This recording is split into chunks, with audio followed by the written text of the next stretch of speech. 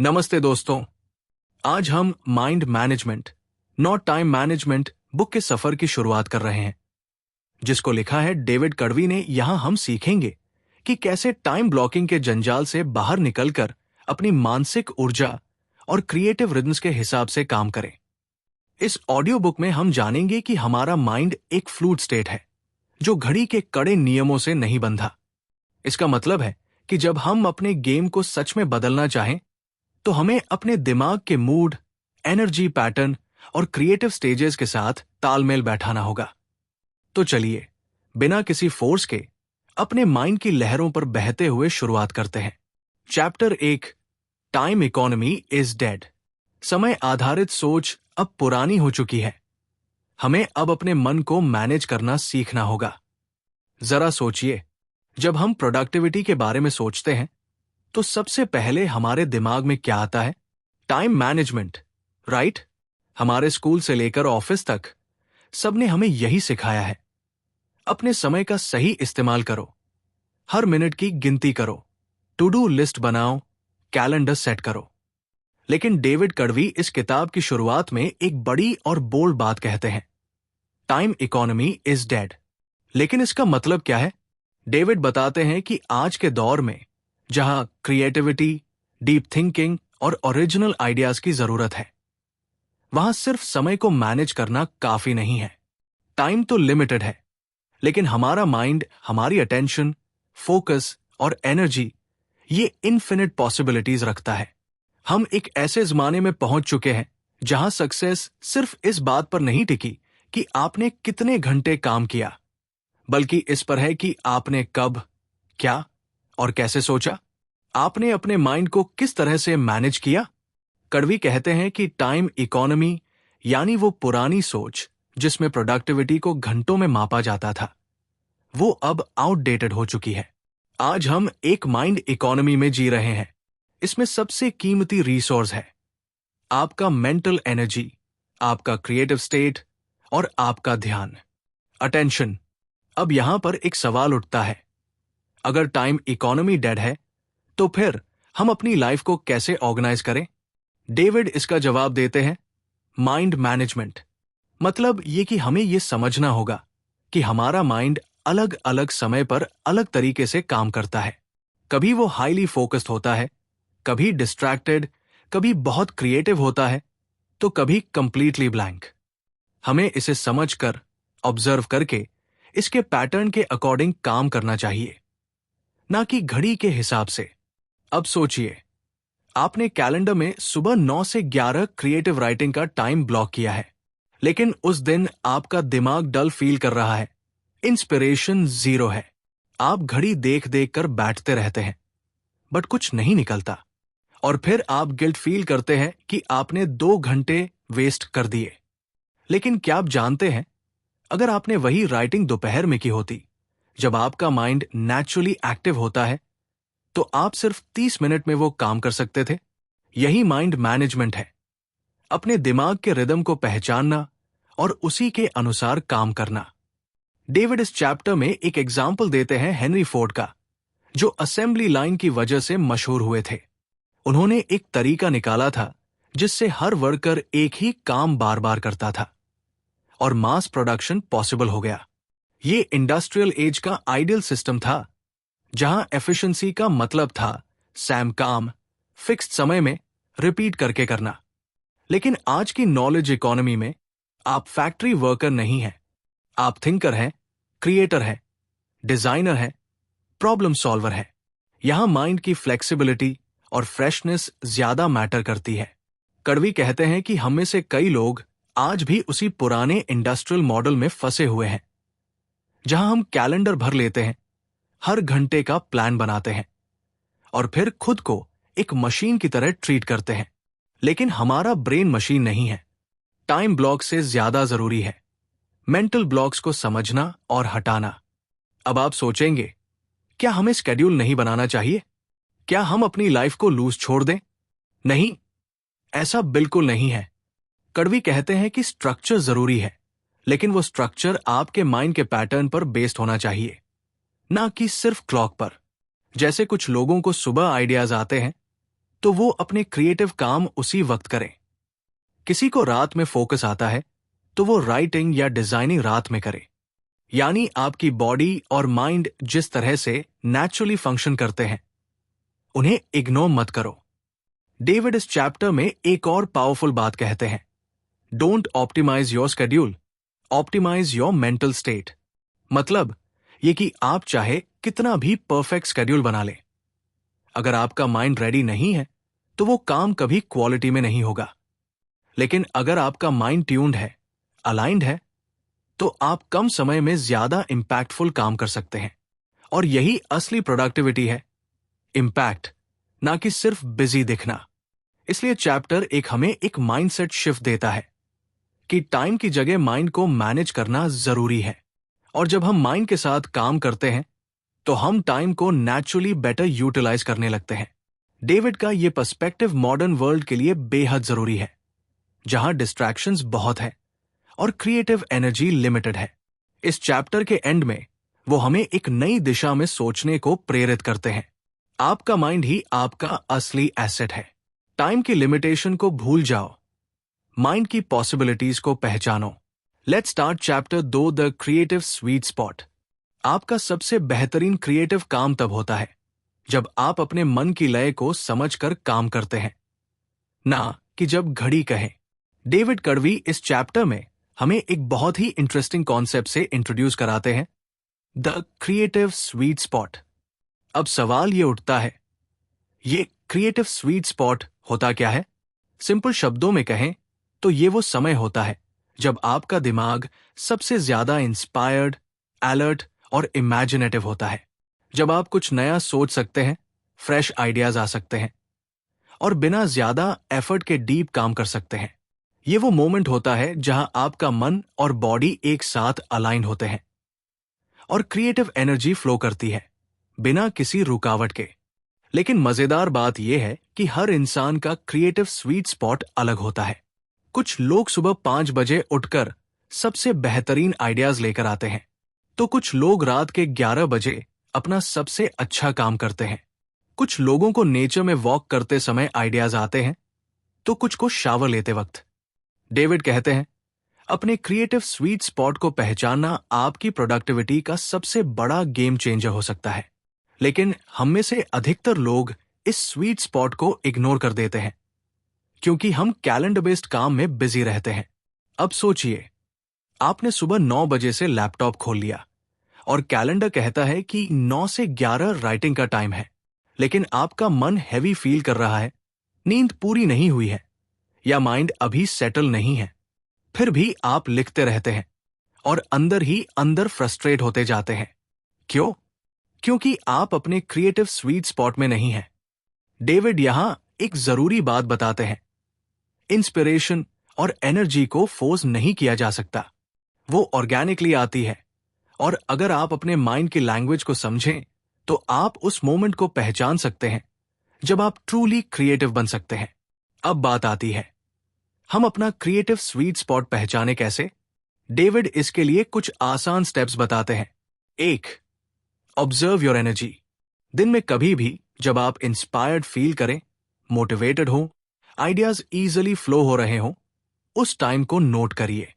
यह हो सकता है सुबह का कोई स्पेसिफिक समय हो या शाम के बाद का। एक हफ्ते तक डेली ट्रैक करिए कब आप नेचुरली क्रिएटिव फील करते हैं।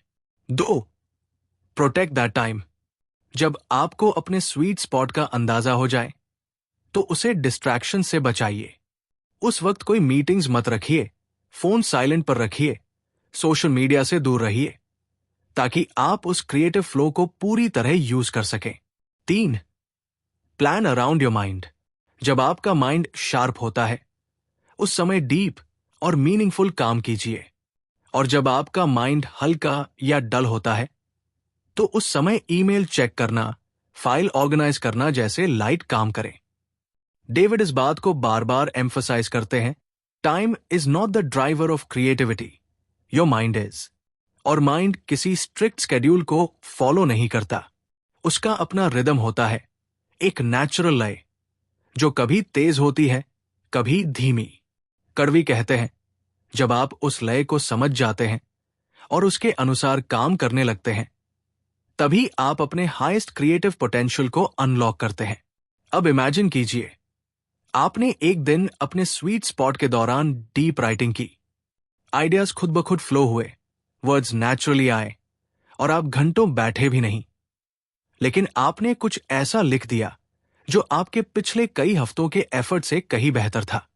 यही है एफर्टलेस क्रिएशन और इसका सोर्स है क्रिएटिव टाइमिंग, ना कि घंटों बैठना। डेविड बताते हैं कि कई महान राइटर्स, आर्टिस्ट्स और थिंकर्स ने अपने स्वीट स्पॉट को पहचाना और उसे प्रोटेक्ट किया। जैसे अर्नेस्ट हेमिंग्वे सुबह जल्दी लिखते थे, हारुकी मुराकामी के क्रिएटिव आवर्स बिल्कुल रूटीन में सेट थे, जिसमें वो बॉडी और माइंड दोनों को एक रिदम में रखते थे। इन सबकी सक्सेस का सीक्रेट यही था, इन्होंने अपने माइंड की लैंग्वेज समझी और अपने काम को उसी के अनुसार शेप दिया। चैप्टर 2 में डेविड हमें एक और ब्रिलियंट बात बताते हैं, creativity is not about discipline, it's about discovery. मतलब ये कि आपको खुद से ये डिमांड नहीं करनी चाहिए कि आप हर वक्त क्रिएटिव बने, बल्कि आपको ये डिस्कवर करना चाहिए कि आपका माइंड किस कंडीशन में, किस समय और किस एनवायरनमेंट में नेचुरली क्रिएट करता है। कड़वी ये भी सजेस्ट करते हैं कि अपने स्वीट स्पॉट को वेस्ट मत कीजिए, उसे सिर्फ प्रायोरिटी काम के लिए रिजर्व करिए।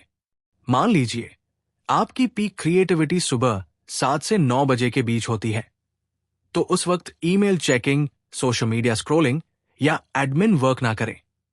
उस वक्त वो काम करें जो आपको सबसे ज्यादा इंपैक्ट देता है, राइटिंग, डिजाइनिंग, प्लानिंग या प्रॉब्लम सॉल्विंग। चैप्टर के एंड में डेविड हमें ये रियलाइज कराते हैं कि क्रिएटिव एनर्जी अनलिमिटेड नहीं होती, इसलिए उसे स्ट्रैटेजिकली यूज करना बहुत जरूरी है। आपका गोल होना चाहिए अपने माइंड के सबसे प्रोडक्टिव मोमेंट्स को पहचानना और उन्हें प्रोटेक्ट करना। जब आप ऐसा करते हैं तो काम बोझ नहीं लगता, वो एक जॉय बन जाता है और यही जॉय ही आपको इंस्पायर्ड रखता है। Chapter 3, mind management not time management. जब हम प्रोडक्टिविटी की बात करते हैं तो सबसे पहले जो तरीका सामने आता है वो है टाइम मैनेजमेंट। कैलेंडर ब्लॉक करना, टू डू लिस्ट बनाना, हर मिनट का हिसाब रखना। लेकिन डेविड कड़वी इस चैप्टर में बताते हैं कि ये पुरानी सोच हमें उस असली ताकत से दूर कर रही है जो हमारे दिमाग के अंदर छुपी है।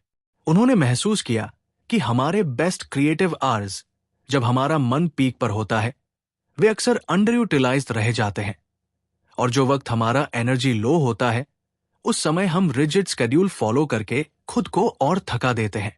इसलिए उन्होंने एक नया परिप्रेक्ष्य पेश किया जिसे उन्होंने माइंड मैनेजमेंट नाम दिया।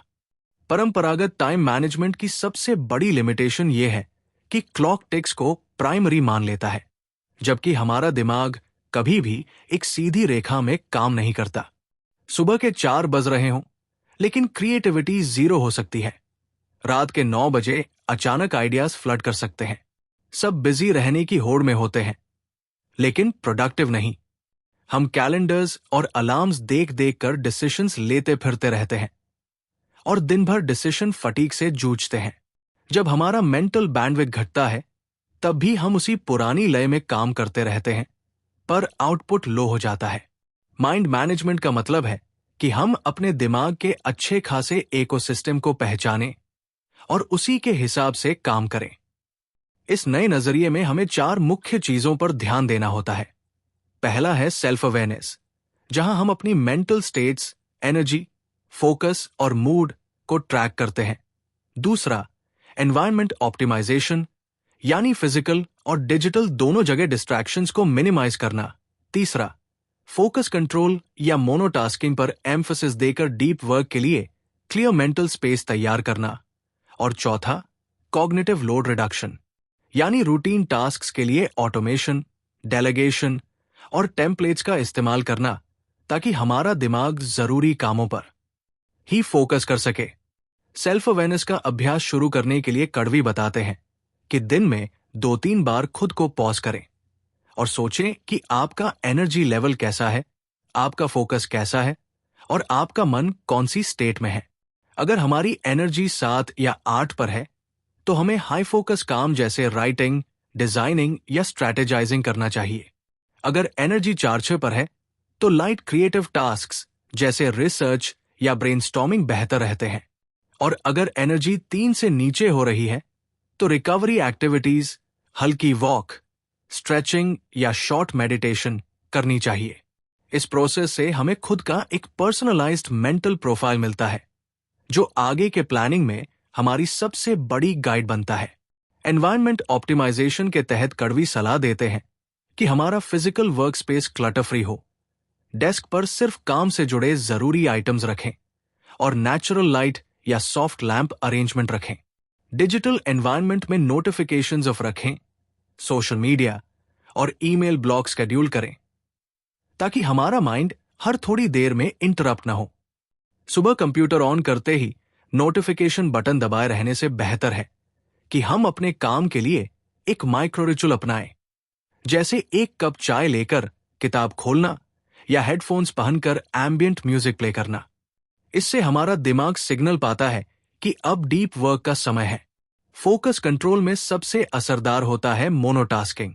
कड़वी कहते हैं कि जब हम एक ही काम पर पूरी तरह से ध्यान देते हैं तब हमारा क्रिएटिव आउटपुट क्वालिटेटिव रूप से बढ़ता है।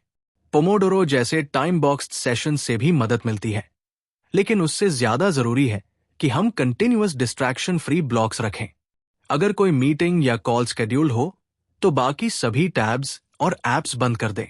इसी तरह कॉग्निटिव लोड रिडक्शन के लिए स्मॉल ऑटोमेशंस या प्रीमेड टेम्पलेट्स यूज करें, जैसे ईमेल रिस्पॉन्सेज के लिए कैन रिप्लाईज या प्रोजेक्ट चेकलिस्ट्स, ताकि हर बार शुरू से सोचने में समय और मेंटल एनर्जी न गिरे। बिजी बट अनप्रोडक्टिव ट्रैप से बचने के लिए कड़वी ने कई एक्सपेरिमेंट्स किए और पाया कि जब हम लो एनर्जी स्लंप में भी डीप वर्क करने की कोशिश करते हैं तो हमारा दिमाग जोर लगाकर काम करता है, पर क्रिएटिविटी डेड होती है और स्ट्रेस बढ़ता है। वहीं अगर हम अपने मेंटल पीक्स के दौरान हाई फोकस टास्क्स अलाइन करते हैं तो काम एफर्टलेस लगता है और आउटपुट एक्सेप्शनल होता है।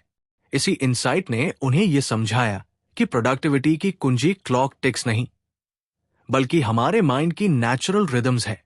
नए हैबिट्स अपनाने के लिए कड़वी कुछ प्रैक्टिकल स्ट्रैटेजीज भी शेयर करते हैं। अपने डीप वर्क से पहले माइंडफुल ब्रीदिंग करें, गहरी सांस लें और खुद से कहें अब मैं पूरा फोकस में हूं, ताकि दिमाग एक ट्रांजिशन महसूस करे। फिर अपने ट्रिगर बेस्ड टास्क स्विचिंग को डिफाइन करें, जैसे मॉर्निंग कॉफी के बाद creative writing session, lunch break के बाद inbox clean up, evening walk के बाद नेक्स्ट डे की प्लानिंग। इन स्मॉल रिचुअल से हमारा सबकॉन्शियस भी समझ जाता है कि अब कौन सा मेंटल मोड एक्टिवेट करना है। रिकवरी ब्रेक्स का रोल माइंड मैनेजमेंट में उतना ही महत्वपूर्ण है जितना डीप वर्क का। कड़वी बताते हैं कि हर 50 मिनट में 5-10 मिनट का active recovery, brisk walk, light reading या शॉर्ट स्ट्रेच हमारे क्रिएटिव रेजर्वॉयर को रिफिल करता है। इसमें मोबाइल नोटिफिकेशंस साइलेंट रखें, सिर्फ एनवायरनमेंट चेंज करें। अक्सर ये शॉर्ट ब्रेक ही वो वक्त होता है जब हमारा सबकॉन्शियस बैकग्राउंड में इनसाइट्स जनरेट करता है, जिनसे नेक्स्ट वर्क सेशन में ब्रेक थ्रूस मिलते हैं। कड़वी की किक ऑफ रूटीन इतनी सी है, सुबह उठते ही एनर्जी और फोकस को 1-10 स्केल पर रेट करें और उसी स्टेट के हिसाब से टास्क चुनें। दोपहर में बीच में एक रीसेट लें, देखें क्या शिफ्ट आया है और शाम को दिन भर के अनुभव लिखें। कौन सा अप्रोच काम आया, किस फेज में बदलाव करना है। इस अवेयरनेस, अलाइनमेंट, रिफ्लेक्शन साइकिल से हमारा वर्क फ्लो सस्टेनेबल बनता है और हम धीरे धीरे अपने माइंड के सिग्नल्स को बिना एक्सटर्नल प्रेशर्स के फॉलो करना सीख जाते हैं। अंतः माइंड मैनेजमेंट का सबसे बड़ा फायदा यह है कि इससे हम सिर्फ ज्यादा काम नहीं करते, बल्कि ज्यादा मीनिंगफुल काम करते हैं। हमारी वेलबीइंग इंप्रूव होती है क्योंकि बर्नआउट दूर रहता है। हमारी क्रिएटिविटी लगातार सक्रिय रहती है क्योंकि हम अपने माइंड को रिस्पेक्ट कर रहे होते हैं। और सबसे बड़ी बात, जब हम अपने माइंड को प्राइमरी रिसोर्स मान लेते हैं तो हम पैक्ड कैलेंडर के कांस्टेंट स्ट्रेस से मुक्त हो जाते हैं और जीवन को एक बैलेंस्ड रिदम में जीना शुरू कर देते हैं। माइंड मैनेजमेंट सीखकर हम सिर्फ प्रोडक्टिव नहीं बनते, बल्कि सच में एम्पावर्ड महसूस करते हैं। Chapter 4 the 4 stages of creativity. जब भी कोई नया आइडिया आपके दिमाग में आता है, वो कहीं से अचानक जादू की तरह नहीं टपकता, बल्कि एक सिस्टमैटिक प्रोसेस के 4 पड़ावों से होकर गुजरता है। डेविड कड़वी इस अध्याय में बतलाते हैं कि क्रिएटिविटी कोई मिस्टिकल शक्ति नहीं, बल्कि 4 clear stages, inspiration, research, incubation और एलैबोरेशन का परिणाम है। जब हम इन 4 पड़ावों को समझकर अपनाते हैं, तो हमारी क्रिएटिव जर्नी एफर्टलेस और अधिक प्रोडक्टिव हो जाती है। पहली स्टेज है इंस्पिरेशन, वो स्पार्क जो थोड़े से जश्न या सडन इंसाइट की तरह उभरता है। कभी कभी ये स्पार्क एक कॉन्वर्सेशन में, कोई सॉन्ग सुनते हुए या किसी वॉक पर ही दिमाग में दस्तक दे जाता है। कड़वी कहते हैं कि इंस्पिरेशन के साथ कभी जजमेंट न करें। जब वो पहली झलक आए, तो बस उसे कैप्चर कीजिए, चाहे वो एक शब्द हो या एक छोटा सा फ्रेज। इसके लिए एक छोटा आइडियाज जर्नल रखें, जहां आप किसी भी मीडियम, कागज, मोबाइल नोट्स या वॉइस मेमो में तुरंत लिख या रिकॉर्ड कर सकें। इस स्पार्क को कैप्चर करने का मकसद सिर्फ इतना है कि वो खो ना जाए। उसकी पूरी पोटेंशियल तभी खुलती है जब उसका पहला इंप्रेशन सुरक्षित रहे। दूसरी स्टेज है रिसर्च, जिसमें हम अपने स्पार्क को कॉन्टेक्स्ट में रखते हैं और उसे डिटेल देते हैं। रिसर्च का मतलब ये नहीं कि हम घंटों खो जाएं, बल्कि फोकस्ड तरीके से बैकग्राउंड रीडिंग, एग्जाम्पल्स और डेटा इकट्ठा करें। कड़वी सलाह देते हैं कि रिसर्च के लिए टाइम बॉक्स सेट करें, जैसे एक सेशन लगभग 2 घंटे का रखें। इस सेशन में आप किताबें, आर्टिकल्स, स्टडीज या इंटरव्यूज पढ़ सकते हैं और साथ ही एक सिंपल माइंड मैप बना सकते हैं, जिसमें सेंट्रल आइडिया से जुड़े सब टॉपिक्स और क्वेश्चंस व्यवस्थित हों। रिसर्च स्टेज का मकसद है स्पार्क को समझना और उसे इंटेलेक्चुअली मजबूत बनाना, ताकि वो वैज्ञानिक और प्रैक्टिकल दोनों रूपों में वैलिड हो जाए। तीसरी स्टेज है इंक्यूबेशन, जब हम अपने आइडिया को बैकग्राउंड में छोड़कर दूसरे कामों में लग जाते हैं। इंक्यूबेशन का जादू ये है कि हमारा सबकॉन्शियस खुद ब खुद प्रॉब्लम्स को सुलझाता और नए कनेक्शंस बनाता है। कड़वी बताते हैं कि रिसर्च के बाद तुरंत फोर्स्ड एलैबोरेशन करने के बजाय एक क्लियर इंटेंशन सेट कर लें। मैं कल एलैबोरेशन पर काम करूंगा, और फिर कुछ क्रिएटिव फ्री एक्टिविटी में समय बिताएं, जैसे वॉकिंग, कुकिंग, शावर या सिंपली रिलैक्सेशन। कई बार इंक्यूबेशन फेज कुछ घंटे का होता है, तो कभी 2-3 दिन भी लग सकते हैं। यह आपकी पर्सनल रिदम पर निर्भर करता है। पेशेंस रखना जरूरी है, क्योंकि यही फेज इनसाइट कंसोलिडेशन के लिए जिम्मेदार है। चौथी स्टेज है एलैबोरेशन, जहां स्पार्क, रिसर्च इंसाइट्स और इंक्यूबेशन के बाद मैच्योर्ड थॉट को फाइनल शेप दिया जाता है। एलैबोरेशन में हम आउटलाइन बनाते हैं, रफ ड्राफ्ट लिखते हैं और फिर उसे रिफाइन करके पॉलिश्ड आउटपुट तैयार करते हैं। कड़वी कहते हैं कि परफेक्शनिज्म ट्रैप में ना फंसे। पहले रफ ड्राफ्ट खत्म कर लीजिए, फिर रिवीजन और प्रूफ रीडिंग करें। यह स्टेज क्रिएटिव एग्जीक्यूशन का होता है। राइटिंग, डिजाइनिंग, कोडिंग या प्रेजेंटेशन बनाना, जो भी आपका फाइनल मीडियम हो।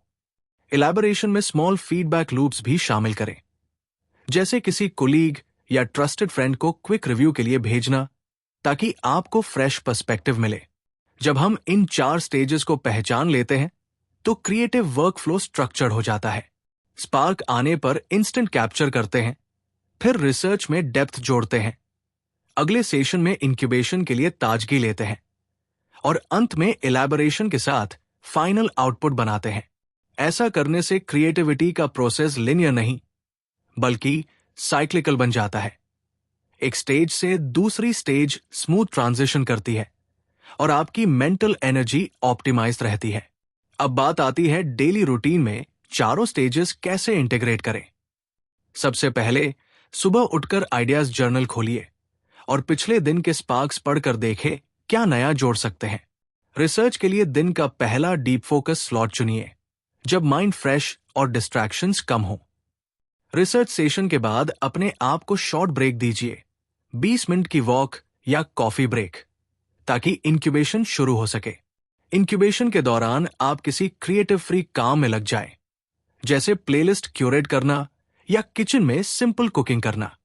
जब इंक्यूबेशन का वक्त हो, तो इवनिंग या अगले मॉर्निंग इलैबोरेशन के लिए डेडिकेटेड सेशन रखिए, जिसमें आप आउटलाइन कंप्लीट करें और रफ ड्राफ्ट लिखकर उसे अगले सेशन के लिए छोड़ दें।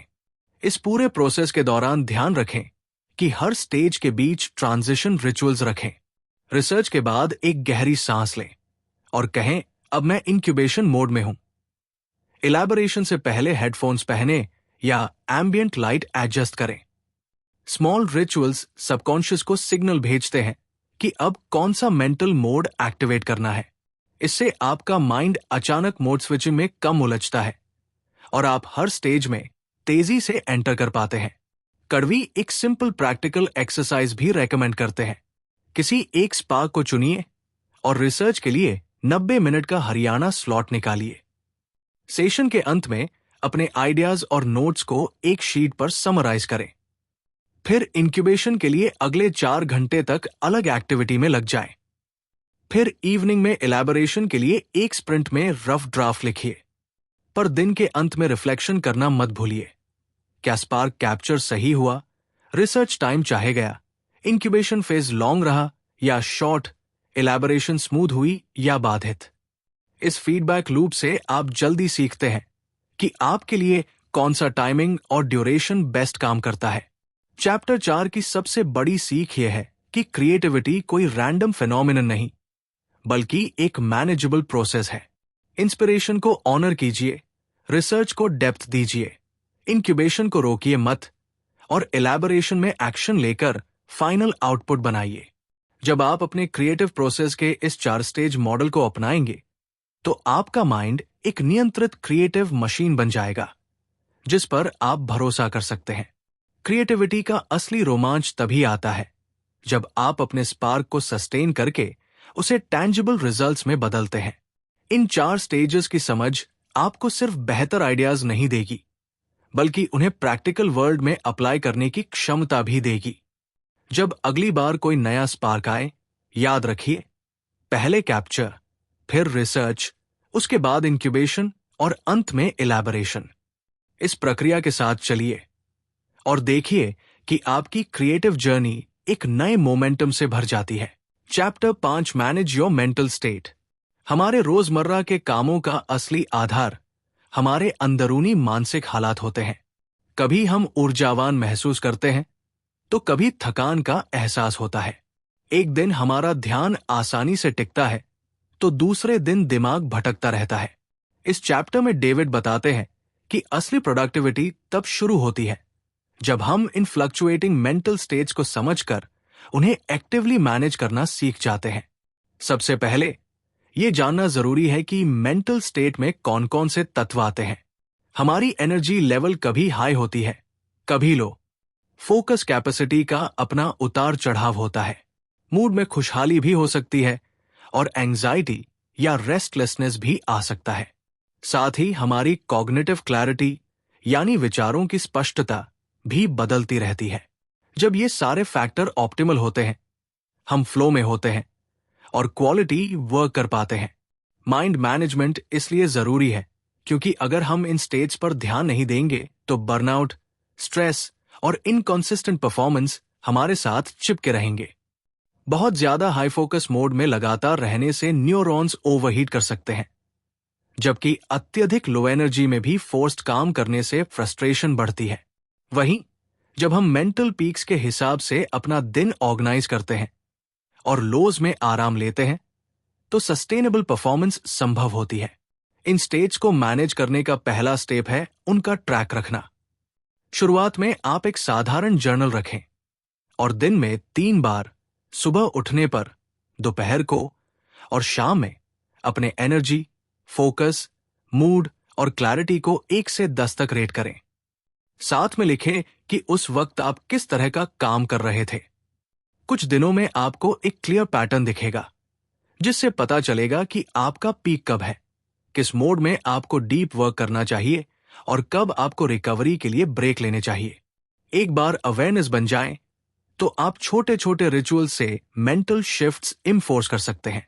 जैसे डीप वर्क शुरू करने से पहले 3 गहरी सांस लें और खुद से कहें, अब मैं पूरे फोकस में हूं।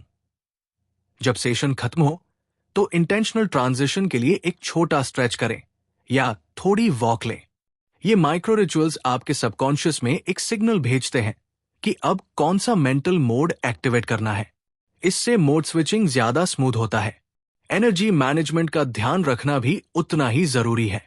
लंबी मीटिंग्स या लगातार स्क्रीन पर काम करने से एनर्जी ड्रेन होती है। अलग अलग समय पर हल्का स्नैक लेना, जैसे फल या नट्स, और हर घंटे 5 मिनट के लिए खड़े होकर थोड़ा स्ट्रेच करना एनर्जी को रिचार्ज करने में मदद करता है। स्लीप हाइजीन पर भी ध्यान दें।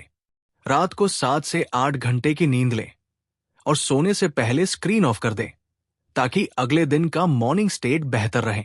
हमारे इमोशंस भी मेंटल स्टेट को गहरा प्रभावित करते हैं। जब नेगेटिव थॉट्स आए तो उन्हें कॉग्निटिव रीस्ट्रक्चरिंग से चैलेंज करें। जैसे अगर मन कहे मैं सफल नहीं हो पाऊंगा, तो आप सोचें मैं प्रैक्टिस कर रहा हूं, प्रोग्रेस हो रही है। दिन में 5 मिनट एक्सप्रेसिव राइटिंग करें और जो भी भावनाएं हों उन्हें जजमेंट फ्री तरीके से कागज पर उतार दें। शाम को ग्रैटिट्यूड पॉज लें और 3-3 बातें लिखें जिनके लिए आप थैंकफुल हैं। इससे आपका मूड पॉजिटिव रहेगा और फोकस इंप्रूव होगा। कॉग्निटिव क्लैरिटी बनाए रखने के लिए ब्रेन डंप का सहारा लें। अगर आपके दिमाग में बहुत सारे थॉट्स इधर उधर घूम रहे हैं तो उन्हें एक बरिद घाघर की तरह एक नोटबुक में लिख डालें। इससे आपके पास मेंटल स्पेस फ्री होता है और आप फिर सिंगल टास्किंग पर वापस आ सकते हैं।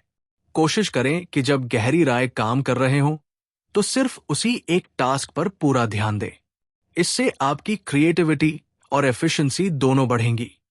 अंत में एक आसान प्रैक्टिकल एक्सरसाइज शुरू करें। सुबह उठते ही जर्नल खोलकर अपने मेंटल पैरामीटर्स रेट करें और उसी के हिसाब से आज का मेन टास्क चुनें। दोपहर को एक चेक पॉइंट लेकर देखें कि क्या ड्रिफ्ट आया है और एक क्विक रीसेट लें। शाम को 5 मिनट में रिफ्लेक्शंस लिखें। क्या टेक्निक्स काम आई, कौन से ट्रिगर्स ने एनर्जी बूस्ट दी और कौन से ड्रेन्स के लिए एडजस्टमेंट करना है। इस अवेयरनेस, अलाइनमेंट, रिफ्लेक्शन के साइकिल से आपका माइंड मैनेजमेंट सस्टेनेबल हैबिट बन जाएगा। इस चैप्टर की सबसे बड़ी सीख यह है कि माइंड मैनेजमेंट का असली मतलब है नो योरसेल्फ। जब आप अपने इंटरनल स्टेट्स को पहचानते हैं और उनकी क्वालिटी सुधारते हैं, एनर्जी को रिचार्ज करते हैं, मूड को बैलेंस करते हैं, क्लैरिटी बनाए रखते हैं, तब आपकी प्रोडक्टिविटी बस एक संख्या नहीं रहती, बल्कि एक होलिस्टिक, जॉयफुल और मीनिंगफुल एक्सपीरियंस बन जाती है। Chapter 6, work the slope. जब हम अपनी प्रोडक्टिविटी की बात करते हैं तो अक्सर घड़ी के हर घंटे को बराबर मान लेते हैं। हम सोचते हैं कि अगर हम 8 घंटे बैठे रहे तो उतना ही काम होगा, चाहे हमारा मन उस वक्त कुछ भी कर रहा हो। लेकिन असलियत में हमारी मेंटल एनर्जी एक सीधी लाइन नहीं बनाती, बल्कि एक ऊबड़ खाबड़ स्लोप की तरह ऊपर नीचे होती है। कुछ समय में ये धीरे धीरे चढ़ती है, फिर पीक पर जाती है और उसके बाद धीरे धीरे गिरने लगती है। इसे समझना ही वर्क द स्लोप का असली मकसद है। सुबह जब आप जागते हैं तब अक्सर आपकी एनर्जी धीरे धीरे बढ़ती है। इसे अपस्लोप कहते हैं। ये वो फेज होता है जब आपका माइंड वार्म अप मोड में होता है और डीप वर्क के लिए सीधे कूदने से बेहतर होता है कि आप ब्रेनस्टॉर्मिंग या हल्की रिसर्च से शुरुआत करें। जैसे जैसे आपकी ऊर्जा और क्लैरिटी चढ़कर पीक पर आती है, आप अपने सबसे चैलेंजिंग टास्क्स पर फोकस कर सकते हैं। ये पीक उसी वक्त होता है जब आप डीप राइटिंग, कोडिंग, डिजाइन या कोई भी हाई फोकस काम आसानी से कर पाते हैं। लेकिन पीक हमेशा फिक्स नहीं रहता। जैसे जैसे आप काम में गहराई से उतरते हैं, आपका क्रिएटिव रेजर्वॉयर धीरे धीरे खाली होने लगता है। जब आपको लगे कि शब्दों की खोज रुक रुक कर हो रही है या कोड में बग्स आसानी से सुलझ नहीं रहे, तो हो सकता है कि आप पीक से डाउनस्लोप की ओर उतर रहे हों।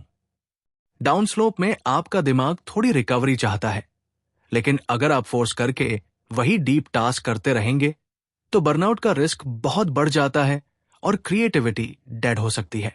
डाउनस्लोप फेज में आइडियल यह है कि आप अपने दिमाग को एक्टिव रिकवरी का मौका दें। इसका मतलब है कि आप कोई हल्का काम करें, जैसे ईमेल रिप्लाईज, फाइल ऑर्गेनाइजिंग या जेंटल स्ट्रेचिंग।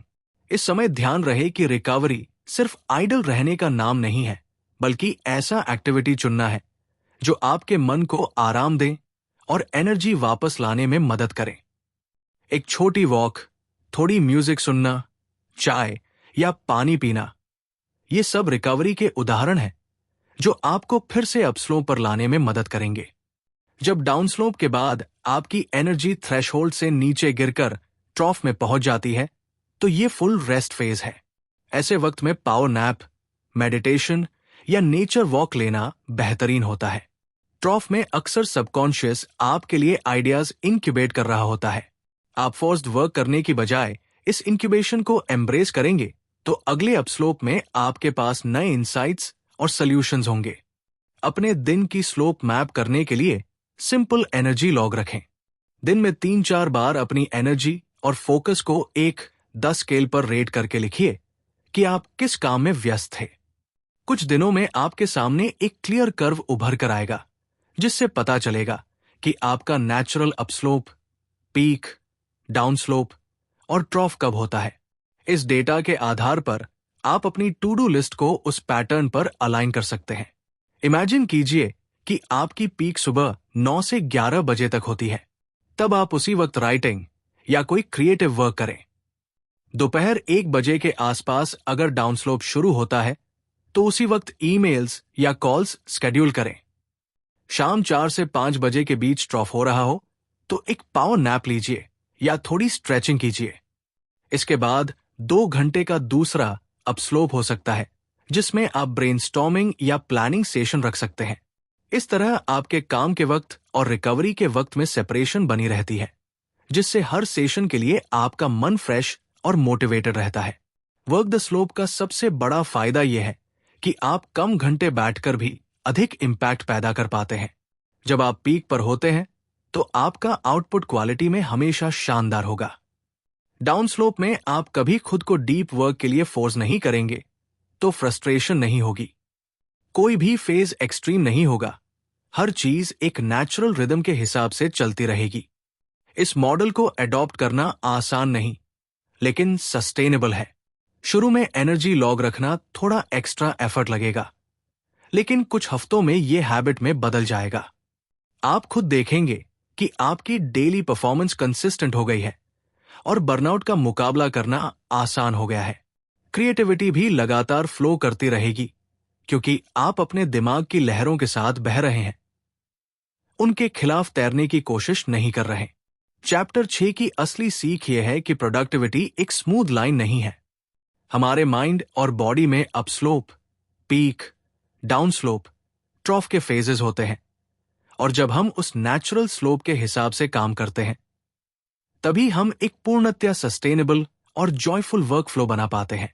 इसलिए कैलेंडर की पाबंदी से पहले अपने एनर्जी कर्व की परवाह करें और वही रिदम अपनाएं जो आपके माइंड की लय को सम्मान देती हो।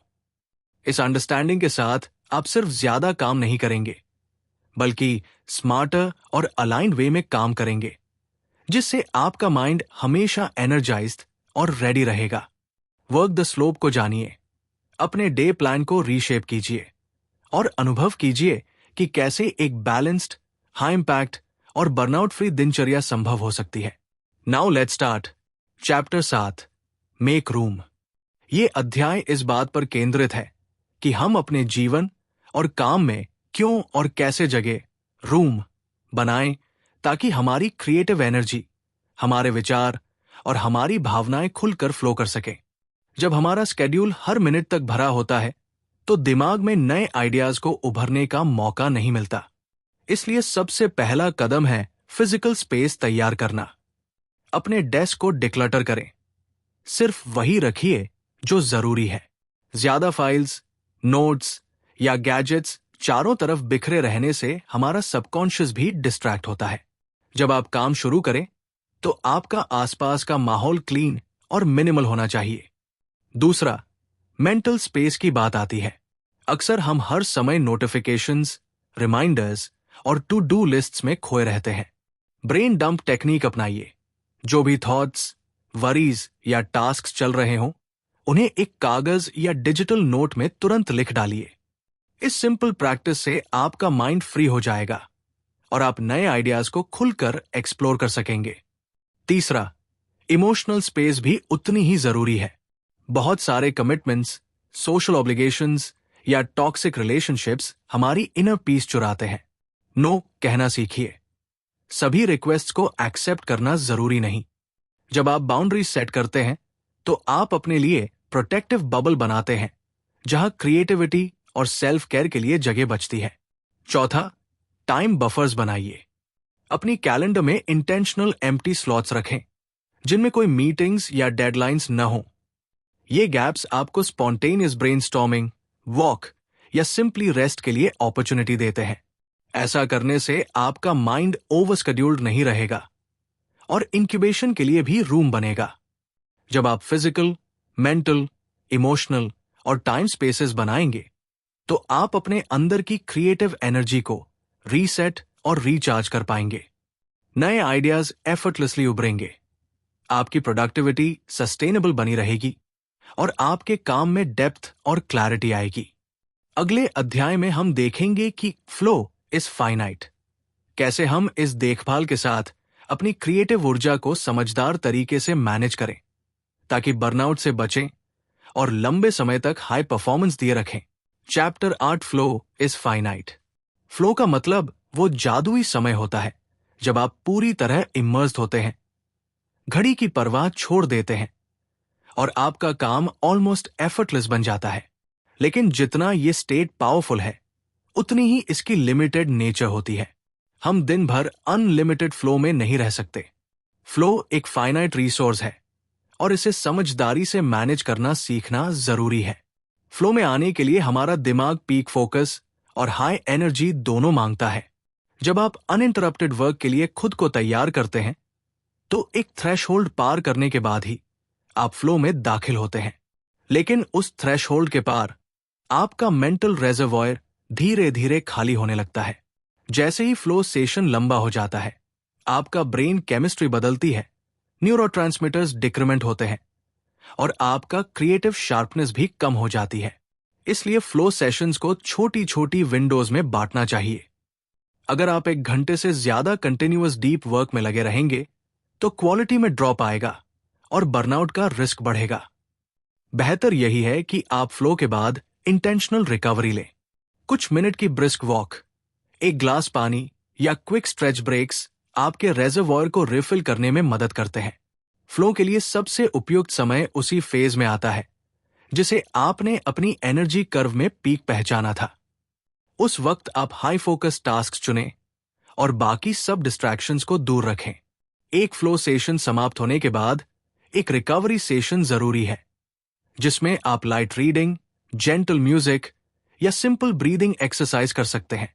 इससे आपका ब्रेन रीसेट होता है और अगले फ्लो सेशन के लिए तैयार हो जाता है। फ्लो इज फाइनाइट, लेकिन इसे मैनेज करना आपके हाथ में है।